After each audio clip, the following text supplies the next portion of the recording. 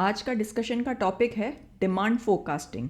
जब भी आप ह्यूमन रिसोर्स प्लानिंग की बात करते हैं, आफ्टर एनालाइजिंग द गैप, पहली चीज़ यही होती है कि डिमांड क्या है हमारे ऑर्गेनाइजेशन में वर्कफोर्स की।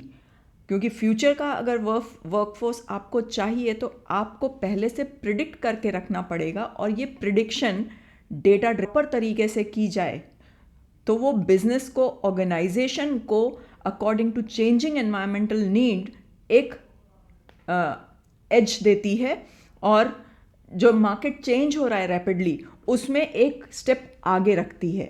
अब demand forecasting according to situations, according to data की जाती है। एचआर में डिमांड फोरकास्टिंग की ज़रूरत क्यों पड़ती है, क्यों प्रॉपर तरीके से डिमांड फोरकास्टिंग की जानी चाहिए, ये सिंपल कुछ डेटा से मैं आपको बताती हूँ। अगर आपकी डिमांड फोरकास्टिंग या आपने वर्कफोर्स प्लानिंग प्रॉपर तरीके से नहीं की है तो एम्प्लॉय टर्नओवर हो सकता है, एम्प्लॉय आपका ऑर्गेनाइजेशन छोड़ के जा सकता है, और ये टर्नओवर एक एम्प्लॉय की एनुअल सैलरी का 150% तक कॉस्ट आपके लिए हो सकता है। तो अगर सही एम्प्लॉय सही टाइम पर आपने चूज़ नहीं किया है या प्रॉपरली प्रिडिक्ट नहीं किया है कि किस तरह के एम्प्लॉय की ज़रूरत है, तो एक साल की सैलरी का 150% तक आपको नुकसान हो सकता है। साथ ही अगर डिमांड कितनी है ये प्रॉपर तरीके से एनालाइज नहीं किया तो आप क्या करेंगे, आप ज़्यादा लोगों को हायर कर लेंगे या आप कम लोगों को हायर करेंगे। और दोनों ही चीज़ें, if you are over hiring या आप अंडर हायरिंग कर रहे हो, अंडर स्टाफिंग कर रहे हो, दोनों ही चीज़ें प्रॉब्लम क्रिएट करेंगी प्रोडक्टिविटी में। आप अपने टारगेट्स को प्रॉपरली अचीव नहीं कर पाओगे, आपके एम्प्लॉयज़ ओवरवर्क करेंगे अगर स्टाफ आपने कम रिक्रूट किया है तो, और वो बर्नआउट सिचुएशन पे पहुंचा देगा। अगर ज़्यादा आपने हायर किया है स्टाफ, जितनी आपको ज़रूरत नहीं थी, तो वो आपके लिए फाइनेंशियल एक लॉस होगा। आप लोगों को कम काम करने की ज़्यादा सैलरी दोगे। तो अंडर और ओवर दोनों तरह की स्टाफिंग, दोनों तरह का अगर आप मैन पावर रखते हो तो वो आपके लिए प्रॉब्लम हो सकता है। नेक्स्ट चीज़, एक एम्प्लॉय को ऑनबोर्ड करने के लिए लगभग $1,400 आप खर्च करते हो, और सही व्यक्ति ऑनबोर्ड नहीं हुआ, प्रोडक्टिविटी लॉस प्लस ऑनबोर्डिंग का कॉस्ट जो आपने बियर किया है वो भी आपके लॉस में ही जाएगा। तो ये कुछ डेटा क्लियरली बताता है कि क्यों प्रॉपर वर्कफोर्स प्लानिंग और डिमांड फोरकास्टिंग ज़रूरी है। अब डिमांड फोरकास्टिंग की कैसे जाए, कुछ कोर टेक्निक्स हैं डिमांड फोरकास्टिंग की, वो हम समझते हैं। सबसे पहला जो एक सिंपलेस्ट मेथड है, मैनेजरियल जजमेंट। जो व्यक्ति एक पोजीशन पे बैठा है वो अपने जजमेंट के हिसाब से फोरकास्ट करता है। अब ये फोरकास्ट केवल ऐसा नहीं है कि मैनेजर बैठा और उसने कुछ सोचा और बोल दिया हाँ 10 लोग चाहिए। ये प्रॉपर अप्रोच इसमें फॉलो की जाती है, और ये अप्रोच हो सकती है टॉप डाउन अप्रोच या bottom up approach. Top down approach में जो ऊपर के लोग, मैनेजमेंट के लोग हैं, वो जो बिजनेस स्ट्रैटेजीज डिसाइड कर रहे हैं, जो मर्जर्स, एक्सपेंशन या इस तरह की ऑब्जेक्टिव्स डिसाइड कर रहे हैं, स्ट्रैटेजी डिसाइड कर रहे हैं कंपनी के लिए, वो अकॉर्डिंग टू स्ट्रैटेजी रिक्वायरमेंट को अलाइन करते हैं, रिक्वायरमेंट को कैलकुलेट करते हैं, और वो रिक्वायरमेंट नीचे वाले लेयर्स में, नीचे हायरार्की में जाती है। बॉटम अप अप्रोच, जो व्यक्ति एक्चुअली काम करवाएगा, मैनेजर्स, सुपरवाइजर्स, वहाँ से चीज़ें, डेटा कोलेक्ट करना शुरू करते हैं। उनसे पूछा जाता है कि आपको on the basis of operations जो हम कर रहे हैं, जो प्रोजेक्ट हम कर रहे हैं, उसके हिसाब से कितने लोगों की ज़रूरत हो सकती है, और वो सभी की नीड्स को कोलेक्ट करते हुए ये सुपीरियर लेवल पर, ऊपर वाले लेवल्स पर पहुंचाई जाती है। और इस तरह से जो एक्चुअली ग्राउंड लेवल पे काम कर रहा है, डिपार्टमेंट हेड, टीम मैनेजर्स, वो अपनी स्टाफिंग नीड्स ऊपर वाली मैनेजमेंट को बताते हैं। एट टाइम्स बेस्ट डिसीजन क्या होता है, पार्टिसिपेटिव अप्रोच। दोनों लोग, मतलब ऊपर जो मैनेजमेंट में बैठे हुए लोग हैं और जो डिपार्टमेंट हेड्स या टीम मैनेजर्स जो एक्चुअली काम करवा रहे हैं, दोनों लोग मिलकर डेटा कलेक्ट करते हैं और जज करते हैं कि कितनी हमें ह्यूमन रिसोर्स की नीड हो सकती है। दोनों एक कंसेंसस पे आते हैं और अलग अलग मेथड्स के थ्रू ये नीड्स को कैलकुलेट करते हैं। अब इस मेथड में फ़ायदा क्या है? आपको सीनियर मैनेजमेंट का सपोर्ट भी मिल रहा है और जो ग्राउंड लेवल पे लोग काम कर रहे हैं उनके द्वारा आपको एक्चुअल वर्कफोर्स रिक्वायरमेंट भी पता पड़ रही है। तो मैनेजर्स मतलब those who are in charge of things, they decide कि कितने लोग आपको फ्यूचर के लिए चाहिए होंगे। नेक्स्ट, रेशो, ट्रेंड या वर्क स्टडी मेथड्स। अब रेशो और ट्रेंड एनालिसिस फोरकास्ट करता है on the basis of established ratio. Past में जिस तरह का हमारा प्रोडक्शन साइज रहा है उसमें वर्कफोर्स साइज हमने कितना यूज़ किया था।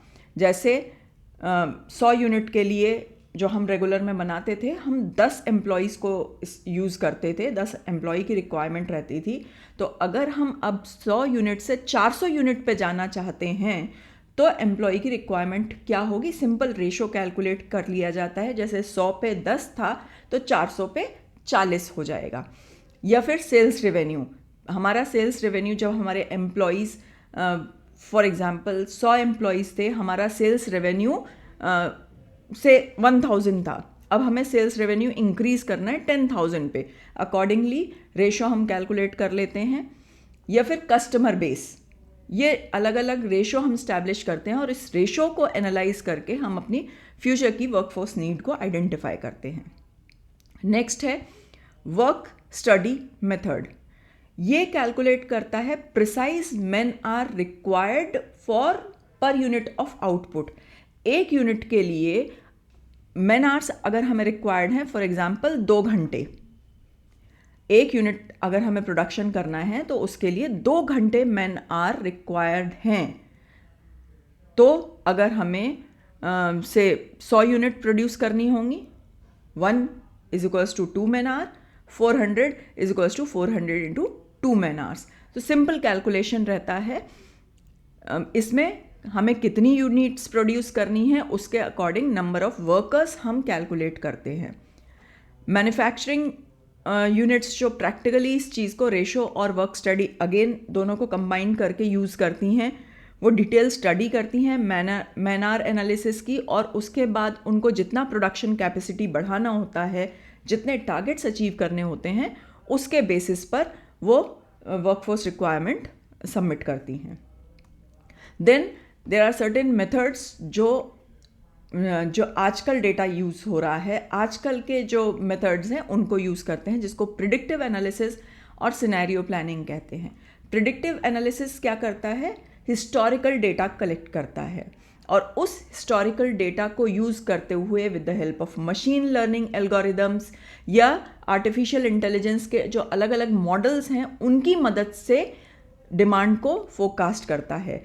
अलग अलग कंडीशंस में कितना डिमांड होगा on the basis of past data using different tools like machine learning, AI models, वो आपको फ्यूचर की डिमांड को बताएगा।